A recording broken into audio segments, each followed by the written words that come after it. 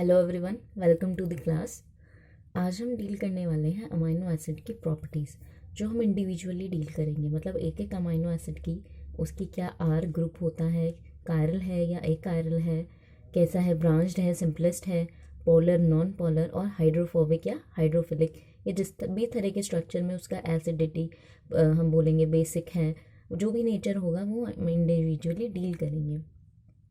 तो सबसे पहले क्या होता है, अमाइनो एसिड्स हमारे हम बोलेंगे कि स्टैंडर्ड एंड नॉन स्टैंडर्ड होते हैं। स्टैंडर्ड R1 जो हमें प्रोटीन्स में देखने को मिलेंगे, जो भी हम प्रोटीन्स की बात कर रहे हैं, क्योंकि प्रोटीन्स क्या होती हैं, पॉलीमर होती हैं किसका, अमाइनो एसिड्स का।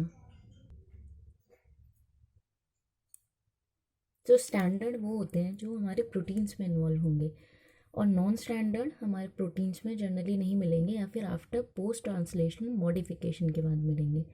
कि जब ट्रांसलेशन हो जाता है, सारे अमाइनो एसिड्स एक एक करके पेप्टाइड बॉन्ड के थ्रू जॉइन हो जाएंगे, तो जब पूरी हम बोलेंगे कि प्रोटीन बन गई है, तब उसमें कुछ मॉडिफिकेशन करने पड़ते हैं कुछ प्रोटीन्स में। तो आफ्टर हम बोल सकते हैं मॉडिफिकेशन के टाइम पे वो नॉन स्टैंडर्ड मिलते हैं, और जनरली प्रोटीन्स में हम बोलेंगे कि हमें स्टैंडर्ड ही देखने को मिलेंगे। तो सबसे पहले आ जाता है ग्लाइसिन, जो होता है सिंपलेस्ट वन। यहाँ पे जो भी अमाइनो एसिड होंगे उसमें सिर्फ आर चेन वेरी करेगी, बाकी सेम हम बोलेंगे ये जो अमाइनो एसिड का टिपिकल स्ट्रक्चर होता है वो सिमिलर ही होगा, सिर्फ ये आर चेन ही वेरी करेगी, तभी अमाइनो एसिड डिफरेंट है। तो ग्लाइसिन को हम 3 लेटर कोड GLY और सिंगल लेटर कोड G से रिप्रेजेंट करते हैं। सिंपलेस्ट क्योंकि इसमें जो R है वो सिर्फ हाइड्रोजन है, तो सिंपलेस्ट वन, इससे ज़्यादा सिंपल और कुछ नहीं हो सकता।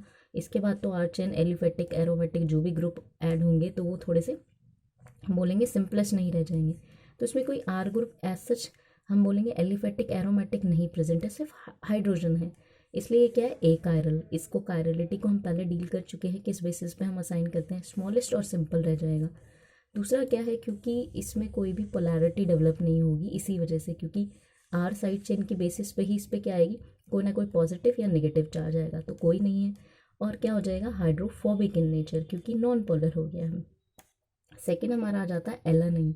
एलानाइन को हम कैपिटल ए से रिप्रेजेंट करते हैं। इसमें क्या होता है, आर चेन सिंपल हमारी मिथाइल ग्रुप हो जाता है, बट मिथाइल भी आज सच कोई पोलैरिटी नहीं रखता, कार्बन कार्बन के बीच कोई पोलैरिटी डेवलप नहीं होगी, कोई इलेक्ट्रॉन का हम बोलेंगे कि किसी पर चार्ज डेवलप नहीं होगा या इलेक्ट्रॉन पुल और पुशिंग नहीं होगी, इसलिए ये भी क्या है, नॉन पोलर है। नॉन पोलर होने की वजह से ये भी हाइड्रोफोबिक है, स्मॉलर भी है एज़ कम्पेयर टू, अगर हम ग्लाइसिन से करें तो थोड़ा सा बड़ा है साइज़ में, बट स्मॉलर है बाकी हम उसमें देखें अमाइनो एसिड से कंपेयर करें, क्योंकि CH3 इतना बड़ा ग्रुप नहीं होता। उसके बाद अगर हम देखें वेलाइन, वेलाइन को हम रिप्रेजेंट करते हैं कैपिटल V से। इसमें एक हम सॉर्ट ऑफ याद रखने के लिए स्ट्रक्चर सिंपल V एज्यूम कर सकते हैं कि इसमें एक sort of V structure develop होता है, V शेप R ग्रुप, जो क्या है, आइसोप्रोपाइल है। अब क्योंकि इसमें अलग आ गया तो हमारा क्या हो जाएगा, ये वाला carbon, centre carbon, alpha carbon chiral हो जाएगा। यहाँ से क्या होगी, कायरलिटी डेवलप होनी शुरू होगी, ये भी कायरल हो जाएगा। और उसके बाद क्योंकि इसमें भी पोलैरिटी डेवलप नहीं होगी, ये भी हाइड्रोफोबिक इन नेचर होगा, ब्रांच्ड होगा, क्योंकि यहाँ पर क्या है, जो बीटा कार्बन है उसमें ब्रांचिंग शुरू हो गई है। नेक्स्ट हमारा जाता है ल्यूसिन। ल्यूसिन में अगर हम देखें तो सॉर्ट ऑफ वाई शेप हमें मिलेगा, याद रखने के लिए, क्योंकि हम अगर 3D ओरिएंटेशन में देखें तो इनका ओरिएंटेशन डिफरेंट डिफरेंट होगा, ऐसा वाई स्ट्रक्चर नहीं बनेगा, बट हम अपनी मेमोरी के लिए इस तरह का वी स्ट्रक्चर एज्यूम कर सकते हैं, ताकि हमें स्ट्रक्चर याद रखने में सिंपल हो। तो इसमें आर ग्रुप क्या हो जाता है हमारा, वाई शेप कायरल, इसमें भी होगा, सिंगल कायरन कार्बन ही होगा जिसमें हमने दोनों पढ़े हैं। और हाइड्रोफोबिक, क्योंकि इसमें भी कोई कार्बन के अलावा कोई एरोमेटिक ग्रुप नहीं है, या फिर कोई इलेक्ट्रॉन पुलिंग या पुशिंग हम बोलेंगे कोई भी ऐसा एलिमेंट प्रेजेंट नहीं है या ग्रुप प्रेजेंट नहीं है।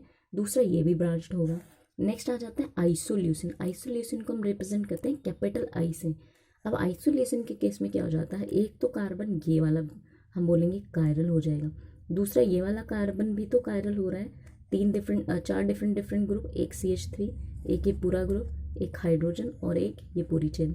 तो ये क्या हो जाता है, 2 कायरल कार्बन रखता है, ये इसके क्या है, स्पेसिफिक प्रॉपर्टी है कि इसमें 2 कायरल कार्बन प्रेजेंट होते हैं। इसके अलावा थ्रियोनीन में भी होंगे, जिसको हम आगे देखेंगे।